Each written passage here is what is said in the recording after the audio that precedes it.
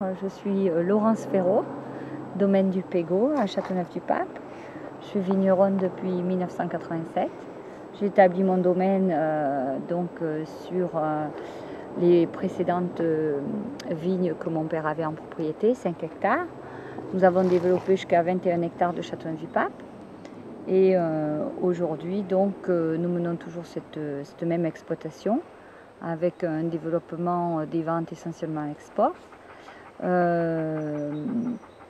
Nous produisons un Châteauneuf-du-Pape tout à fait traditionnel, basé sur les méthodes de vinification de ma grand-mère. Et rien n'a changé, aussi bien aussi la culture de la vigne. Donc nous n'adhérons pas forcément à une culture en biodynamie ou une culture en biologie, mais nous pratiquons donc une culture tout à fait raisonnée. Donc toujours des labours comme on peut voir, toujours des méthodes donc de confusion sexuelle pour tout ce qui est insectes, etc. Donc derrière, donc devant moi, il y a et derrière la caméra, il y a des bois, 1 hectare de bois. Ici, on se trouve dans une petite cuvette où on bénéficie d'un microclimat qui est extraordinaire. Donc les raisins vont beaucoup mieux mûrir ici. La terre, c'est essentiellement des sables. La vigne, si on se repère à sa première plantation, donc elle a plus de 100 ans. Il y a les 13 cépages, absolument 100% mélangés. En complantation, donc oui, tout est mélangé. Tout est coplanté. Voilà. C'est ce qui est valable d'ailleurs sur tout l'ensemble de vos parcelles. Oui, la complantation. Même lorsqu'il y a à peu près 80-90% de grenache, il y a toujours un petit pourcentage de mélange. Voilà. D'accord.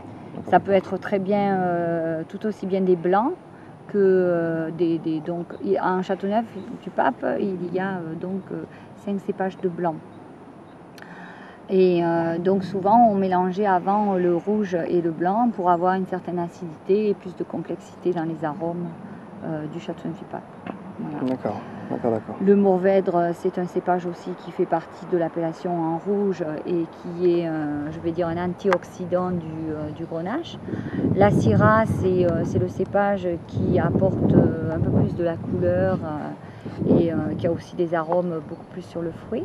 Et le grenache, bon, c'est le roi de l'appellation, c'est celui qui apporte non seulement l'alcool, le gras, et aussi les arômes d'épices, de garrigue.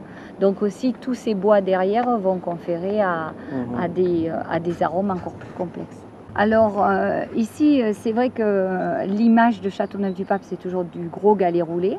Donc je pense qu'il en faut sur l'appellation, il y en a. Les galets roulés, pour nous, sur notre propriété, se situent plutôt sur la zone de Bédaride. Ici, on est sur une zone, sur la zone du village de Courthézon. Courthézon, c'est plutôt des sables comme ça. Donc ça donne des grenaches très très fins, très élégants, avec beaucoup de minéralité et de pureté.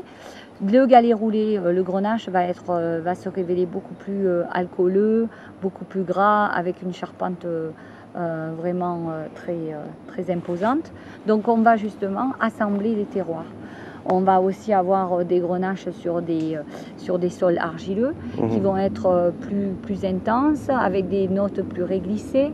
Donc ça donne vraiment un panel c'est vraiment intéressant d'avoir, ne serait-ce que d'étudier qu'un seul cépage sur différents terroirs.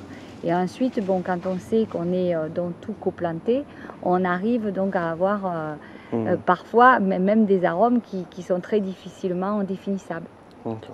Donc au niveau des vignes, vous avez dit que c'était traditionnel, donc il faut préciser aussi que vous faites la totalité en vendange entière au niveau de la vinification. Oui. Donc vendange entière, c'est-à-dire que vous n'enlevez pas la rafle du raisin, vous pressurisez tout. Oui. Et donc on foule. Vous foulez. Ce qui se passe, voilà, on ramasse le raisin à la vigne. Le tri de la vendange chez nous, le tri qui est obligatoire donc sur l'aire de l'appellation Châteauneuf, le tri se fait à la vigne. On va uniquement conserver les grappes de raisin qui sont dans un état sanitaire parfait. On va arriver à la cave et on va légèrement fouler ces grappes, c'est-à-dire on va juste faire éclater le grain de raisin, mais on va mettre la grappe entière dans la cuve en béton. De là, on va pratiquer un remontage 1 à 2 fois par jour. Ce remontage, il va servir simplement à homogénéiser la cuve et à avoir un jus de goutte qui va donc, on va arroser le chapeau de mare avec le jus de goutte pour avoir, disons, une meilleure aussi, cette macération va mieux tremper dans son jus. Et au bout de 10 jours, donc on ne fait pas des longues macérations pour ne pas avoir le goût de la rafle de cette tige verte. Donc au bout de 10-12 jours, on va presser. De là, on remettra le jus de goutte et le jus de presse assemblés dans une autre cuve. Et on attendra l'hiver pour soutirer, c'est-à-dire séparer les lits du vin qui commence à être clair. Donc après avoir fait cette vinification tout à fait traditionnelle, on va avoir des vins un petit peu parfois rustiques, avec un côté parfois un petit peu plus tannique. Donc ce qu'on va faire, on va faire de l'élevage.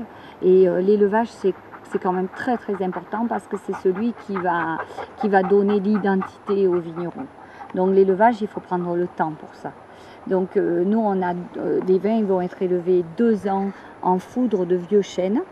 Donc il n'y a absolument pas de bois neuf au domaine du Pégau. Donc ce côté très traditionnel encore d'élevage en foudre. Les foudres, c'est des foudres de 50 hectos. Donc ce qu'on va rechercher, donc ce vin, il va passer ces 2 années en foudre. On va avoir une légère oxydation au travers du bois, mais qui se fait tout en douceur et dans le temps. Donc on va avoir des tanins qui vont être beaucoup plus ronds, qui vont s'affiner. On va avoir des épices beaucoup plus soutenues et des épices aussi qui vont arriver du bois, mais pas en tant que bois neuf, mais des épices qui vont être beaucoup plus homogènes, qui vont s'intégrer les uns aux autres, et on va avoir un vin mieux fait, plus mature, et on va avoir quelque chose pour le consommateur qui va être un vin qui est propre à la consommation, avec des arômes très complexes comme poivre, comme des arômes de thym, de romarin, un petit peu aussi des arômes un peu plus parfois viande ou charcuterie, avec toujours de la mûre, des choses plus de région quand même comme ici, beaucoup plus chaudes avec des fruits plus mûrs. D'accord. Voilà. D'accord. Bon. Et toujours traditionnel, c'est-à-dire quelque chose de comme un Châteauneuf-du-Pape que l'on produisait au siècle dernier. D'accord. Bon, bah merci alors pour cette présentation. C'était avec plaisir, merci bien.